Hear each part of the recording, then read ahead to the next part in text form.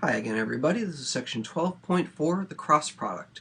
The cross product gives another way to multiply two vectors, and it only works with vectors in R3, three entry vectors for people who have had courses with other sorts of vectors. This is pretty specific. This only works in 3 space. Um, so, the definition of the cross product is a little bit wonky. It's got this formula here that basically you'll never remember. It's terrible. And so how in the world do you remember how to take a cross product? Well, the answer lies in determinants. And if you've never seen a determinant before, the book tells you enough about determinants to figure them out here. If you have seen determinants before, then this will be easy for you. But you need to know how to take a determinant of a 3 by 3 matrix in order to know how to do a cross product. It's not hard. What's going on here is you start with a determinant of a 2 by 2 matrix. It's AD minus BC. You go across the forward diagonal and minus the backward diagonal. For a 3 by 3 matrix, what you do is you kind of go across this top row, and I'm going to do A1 times the determinant of the submatrix I get when I erase A1's row and column. You can see that over here, A1 times the determinant of the submatrix, B2, B3, C2, C3. Then minus A2 times the determinant of its submatrix plus A3 times the determinant of its submatrix. And so you have this plus minus plus thing going on here. And if this was totally mysterious, listen to it a few more times. You want to really know how this goes. And this is not the only context where a determinant is going to come up in this course. So do familiarize yourself with that.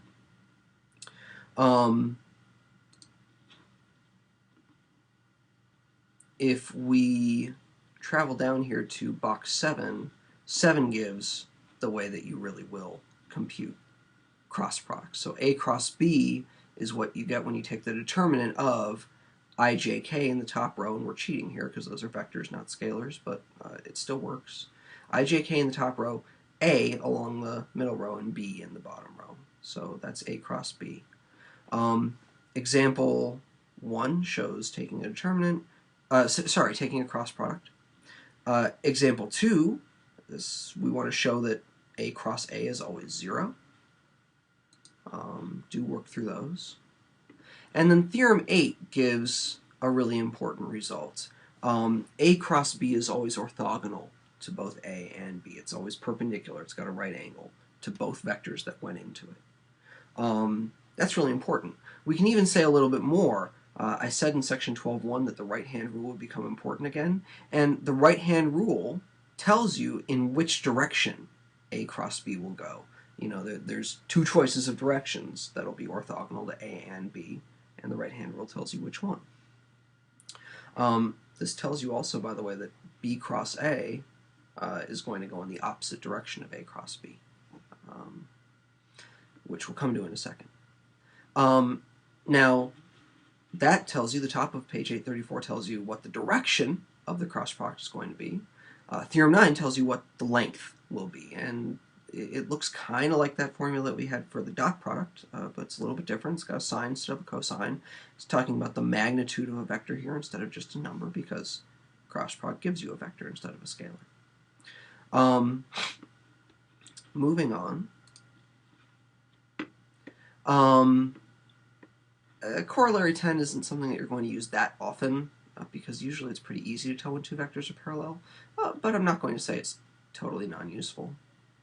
And then below that, we've got another geometric interpretation thing, sort of what this magnitude means, norm A, norm B, sine theta.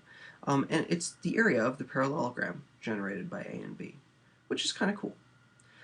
So examples 3 and 4 give a couple of applications of this basic idea of the cross product. We have a little bit of fun with it up at the top of page 836. And you'll note here in the middle of 836 we talk about algebraic properties of the cross product, and it's not as well behaved as the dot product. It's not commutative, it's not associative, but some algebraic properties do hold, and you can see them here in Theorem 11. Then we get into a discussion of triple products. Triple product is A dot B cross C. That's called the scalar triple product. It's called the scalar triple product because it gives you a number, and that number is actually the volume of the parallelepiped generated by A, B, and C. What in the world is a parallelepiped? Well, it's a three-dimensional version of a parallelogram. So anyway, the absolute value of the scalar triple product gives you the volume of the parallelepiped generated by the three vectors involved. Example 5 uses that. Right below example 5, we talk about the vector triple product. We're not going to use it so terribly much, but, just know that it exists. That's kind of neat. Woo. At the end of the section, we talk about torque. If we have a force F acting on a rigid body with position vector r, then the torque is r cross F. Hooray! And then on the next page we have an example where it uses that. So that's neat. And I'll see you next time.